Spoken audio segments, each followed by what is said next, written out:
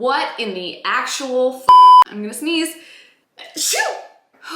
Usually I sneeze in threes, that's weird. Are we ready? We're never ready. It's the beauty of this segment. Yes, I'm looking at myself. I get more nervous before I shoot this segment than I do the live show on NHL Network. Why am I like this? Let's roll. It was 5-1. Whew.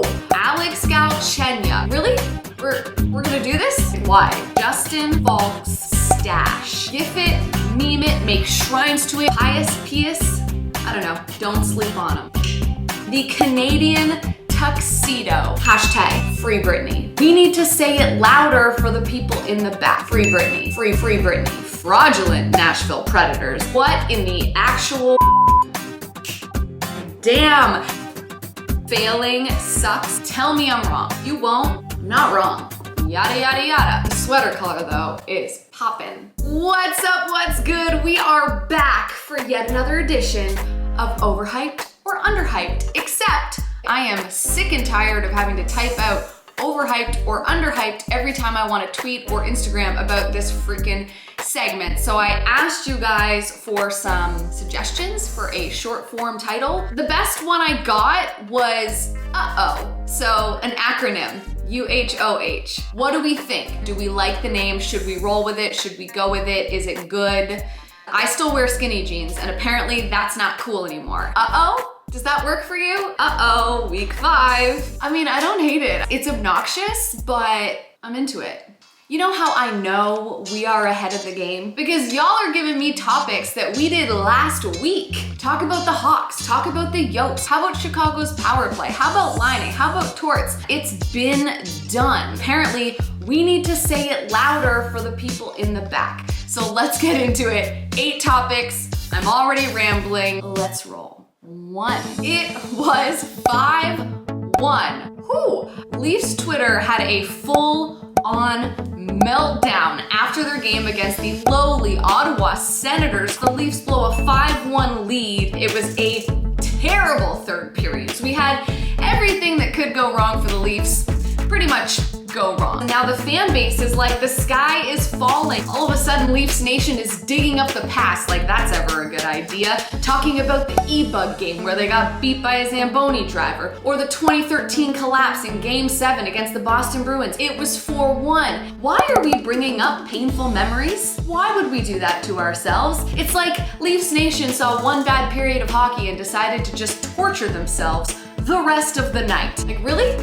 We're gonna do this over one bad period? Listen, season ain't over. Okay, 2 bad third periods, because against Montreal wasn't great, but at least Montreal's like an NHL team. No disrespect, Ottawa. This is a tough one. I was raised a Leafs fan. I am accustomed to the pain and the torture and the tendency we all have as Leafs fans to just expect the worst, because it's what's been given to most of us for our entire lives. But it is just one game. The only thing I will say on the panicky side of this argument, this team has a tendency to sometimes drop the ball. On the one hand, it's like, yeah, the Leafs can score so many goals, but have we learned nothing from the Washington Capitals of the mid-2010s? Defense matters. Turnovers matter. Timely saves also matter. But a quick little defense of Freddie Anderson right now, he does face more shots than almost any other goaltender in the entire league, so maybe give him like a little break. Let's not act like blowing a 5-1 lead against one of the worst teams in the league when you're supposed to be a cup contender is not concerning. It is, but let's also not pretend that no other upper echelon team has ever had an embarrassing or bad game. I'm gonna say, small picture, really crappy way to lose. Not a good look. Really hope it doesn't become a trend. Big picture, the Leafs are gonna be fine. They're one of the best teams in the NHL. Overhyped. Talk to me when they blow a lead in the playoffs, which they could do. We'll see. Topic number 2, Alex Galchenyuk, acquired by the Buds. It's his 7th team. What in the actual This guy's a 3rd overall pick, and while the jokes on Twitter were sublime, really liked this one. Heather, you win Twitter for whatever day that was. Great tweet. It was timely, it incorporated pop culture, it was funny without being too mean. But quick spin zone, I'm actually gonna say that the rhetoric around Alex Galchenyuk is actually overhyped. I look at a guy that was a 3rd overall pick for the Montreal Canadiens that has struggled to find a home. And while it's funny to joke about him potentially breaking the record for most teams played for in a career, I have kind of come to the point in my life where I exercise empathy a lot. I like to joke around and I certainly make fun of people all the time. But I'm willing to bet that for Alex Galchenyuk being traded so many times and then being traded twice in a matter of 48 hours sucks.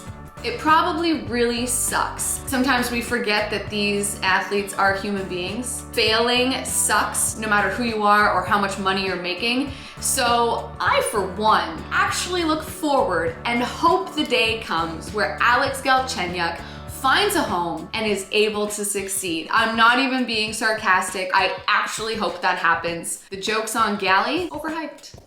I always root for the underdog. Lucky number 3. Is number 3 lucky? I don't know, but I do know that the Hawks have the 3rd best power play in the league, and that's pretty good because the Hawks are racking up points. I think they've won 6 of their last 8 games. They've got points in a bunch. I've lost count. I think it's 11 of their last 12, maybe 12 of their last 13. By the time this hits the internet, it'll probably be more than that. The Blackhawks are proving people wrong, and that top line has so much to do with it. We have been here, we have talked about this. If you're new to the segment, we were on this already like a week ago, so welcome to the club. The Hawks are underhyped, but you know what else is underhyped? Everyone's talking about that the Blackhawks are 4th in the division with a higher points percentage than Columbus, Dallas, and the fraudulent Nashville Predators. I don't even know what that team is anymore. But this Suter kid is not getting enough hype. Suter is so underhyped, it's almost a crime. And I am guilty because in the first week of this show, I came on here and praised the lights out of, I don't even know if that's a real phrase, praised the crap out of Dollar Bill Kirill in Minnesota because he was good and he was fun to watch and yada yada yada. Well, you know what? There's another rookie in this league that is doing big things, and that is Suter. Pius, I don't know. Either way, he's got 10 points in 17 games. He leads all rookies in scoring, and even with the Hawks having some success, I feel like outside of Chicago, no one's really talking about him. That top line, Suter, DeBrincat, Kane, money in the bag. Hawks are underhyped, Suter's underhyped, don't sleep on him. Cat, that's French. Number 4, reverse retros. People have been asking me for my thoughts on these reverse retro jerseys since like December. This particular viewer wanted my thoughts on the Yotes reverse retro. Here's the thing. The only jersey that I care about right now is this one. I mean, tell me this jersey doesn't look sick. You won't. This blackout jersey is my favorite jersey right now. I got one of these and I was like, damn, yo, get on board. This jersey has been out for a minute. Maybe the LA Kings retro can compete. This money sweater right here looks good in person, looks good in pictures, and looks good on TV when I'm watching the game. Dallas wins. Number 5 is a topic that comes from you guys. The Canadian tuxedo. I wore my version of a Canadian tuxedo last week. It was a denim jumper with a light denim blazer over top. I obviously think the Canadian tuxedo is underhyped, not only because I myself choose to rock it here and there. When the legendary Britney Spears rocked the Canadian tuxedo at the height of her career, you know it's cool. And yes, I cropped out Timberlake because I forgive him, but we're not over it yet. P.S. The Framing Britney documentary, while getting a ton of hype, is still underhyped because until that woman has her freedom, we cannot rest. Britney Spears should be able to buy a damn coffee whenever she wants. Hashtag free Britney. Free Britney. Seriously though, watch the doc. 5 + 2 is 7. This is a big one for me, and I'm actually a little disappointed in myself that this was not on my radar before week 5. Justin Faulks mustache might be the greatest mustache to hit the NHL in decades. This thing is a sight to behold, okay? And I know the jokes are just gonna roll in the comments here, but this stash is legendary. It's dark, it's thick, it's well groomed, it suits the face, it's not too modern and cool. It still feels old school, like a stash that your dad would have rocked back in the day. Justin Faulk has the best stash in the game. Forget his goal of the year candidate. Okay, let's not forget it because it was pretty sick. Faulk, he stick handles one. Blake Sanders, he's in the middle, he scores! But the fact that he pulled off those moves, schooled everybody, and scored that goal while rocking that stash is so underhyped. This stash should be famous already. I can't believe it's not. Like, what the fuck? I had to. You hate it, but you kind of love the cheese, like a little. Justin Faulk has the best stash in the game. Tell me I'm wrong. You won't? Not wrong. This stash deserves the spotlight. GIF it, meme it, make shrines to it. I don't care, social media, do your thing and make that stash famous. Underhyped. Topic 8, windshield wipers in full effect. I'll never stop saying that.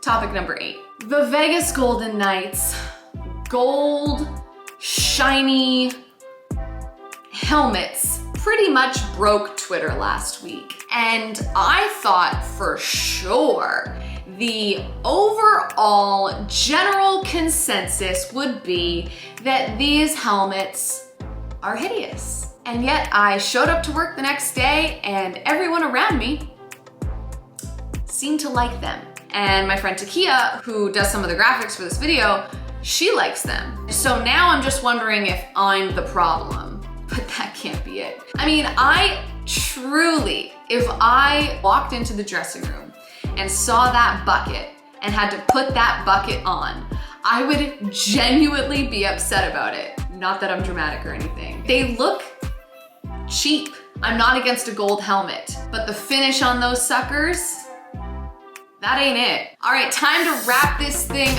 up. Hit me up in the comments with your thoughts, your topics, your concerns, your agreements, your disagreements, all of it. Let's banter, let's do this. I appreciate you guys. Thank you for watching. And a reminder, do we like the acronym? You need to let me know if you do. This is a team decision. I need to know if you guys are on board with as the acronym for underhyped, overhyped. So hit me up. Let me know if you're into it. I say this every week, but I'm bad at goodbyes. I'm terrible at goodbyes. So thank you for commenting, thank you for liking, thank you for sharing, thank you for gifting, thank you for doing all of the things. You guys are the best. I'm gonna shut up now. I'll see you next week. Quick sidebar, I totally did the snap thing and then forgot to change it to the jersey when I was done filming. So now editor Jackie has had to come back here and shoot this little tiny section at a completely different time because I'm an idiot. But hey, all's well that ends well, right? And the jersey looks sick.